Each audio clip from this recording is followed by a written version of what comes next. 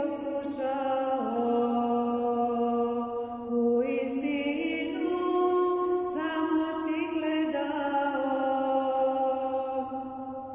Ti si se, Đorđe, mnogo namučio, za Gospoda život svoj si dao, za veru si mučki postradao, u rajsko naselje ti si otišao.